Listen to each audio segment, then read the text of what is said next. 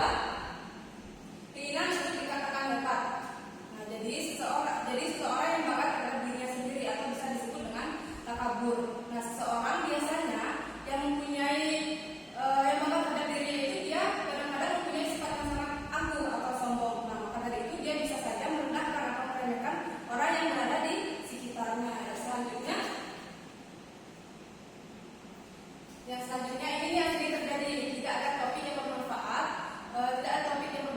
pada saat berkumpul pasti ujung-ujungnya akan menggibah. Nah, selanjutnya Ibu akan menjelaskan tentang dampak buruk dari gibah. Yang pertama, memicunya permusuhan. Nah, hal ini menyebabkan kerusakan atau rasa tidak suka terhadap seseorang. Nah, jadi tidak ada keharmonisan dalam masyarakat. Nah, selanjutnya menjadi sebab dari munculnya fitnah. Nah, jadi dampak buruk dari gibah itu adalah menjadi sebab dari munculnya fitnah. Jika hal-hal yang kita bicarakan itu tidak benar, maka akan timbul yang namanya fitnah. Dalam Al-Quran sudah dijelaskan bahwa fitnah itu lebih kejam daripada pembunuhan. Nah, yang selanjutnya, pelaku gibah mendapat dosa yang sangat besar. Jadi pelaku gibah mendapat dosa yang sangat besar. Jadi menggibah itu tidak ada manfaatnya sedikit pun. Atau menggibah itu hanya membuang-buang waktu saja. Cuma saja kita pikir pelaku gibah mendapat dosa yang sangat besar, sedangkan yang digibahi akan terancam nama baiknya. Nah, meskipun yang dibicarakan itu benar atau sesuai fakta, gibah tetaplah perbuatan zalim di hadapan Allah. Nah, selanjutnya cara menghindari perilaku gibah. Yang pertama, menjaga lisan. Nah, jika kita tidak bisa menjaga lisan kita dengan baik, maka kita akan terjerumus dari yang namanya dosa gibah.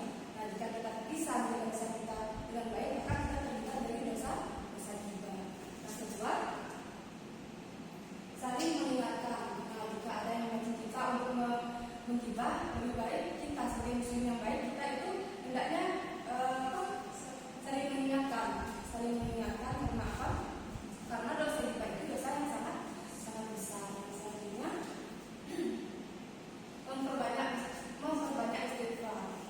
Nah, dari kita memperbanyak istighfar, kita tahu akan dosa-dosa yang jika kita lakukan dosa gibah itu. Jadi kita akan menjauhkan namanya gibah. Sampai sini paham? Teori gibah. Yang selanjutnya Ibu akan menjelaskan tentang fitnah. Di sini ada tahu apa yang dimaksud dengan fitnah? Kalau ada yang tahu bisa nah, jadi fitnah artinya perkataan yang bermaksud untuk menjelekan orang lain, seperti menjatuhkan nama baik seseorang yang akan difitnah, dan juga bisa merusak kehormatan orang lain. Nah,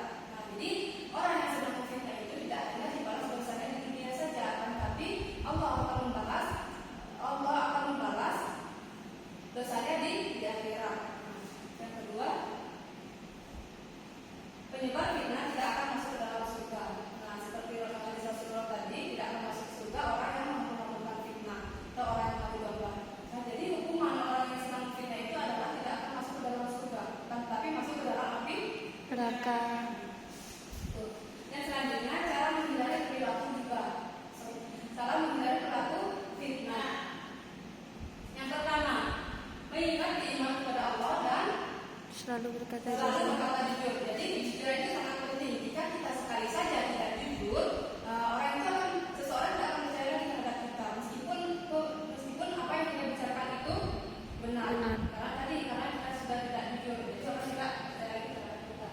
Yang kedua, memperbanyak ibadah. Nah, dari kita memperbanyak ibadah, kita akan menghindar dari yang namanya fitnah, dari yang namanya dosa fitnah ini. Karena kita tahu jika kita melakukan fitnah, apa saja dosa-dosa yang tadi seperti tidak akan masuk ke dalam Surga. Yang selanjutnya, memperkuat tali silaturahmi. Jika kita mengenal satu sama lain dengan baik, kita akan menemukan persaudaraan yang sangat erat dan dijauhkan dari yang namanya fitnah yang dijauhkan dari fitnah yang merugikan orang lain. Di sini paham? Pada yang ditanyakan? Ya. Jadi dapat disimpulkan fitnah, gibah dan fitnah itu sama-sama dosa yang besar dan harus dihindari. Ya. Jadi kita tidak boleh memfitnah dan menggibah itu. Ada yang tanyakan? Ya. Sudah. Jadi mungkin itu kan pertemuan kali ini sampai di sini. Semoga apa yang kita pelajari mendapatkan ilmu yang barokah dan bermanfaat. Allahumma Amin. Ibu mohon maaf, jaga kesehatan. Wabillahi taufiq wal hidayah. Assalamualaikum warahmatullahi wabarakatuh. Waalaikumsalam warahmatullahi wabarakatuh.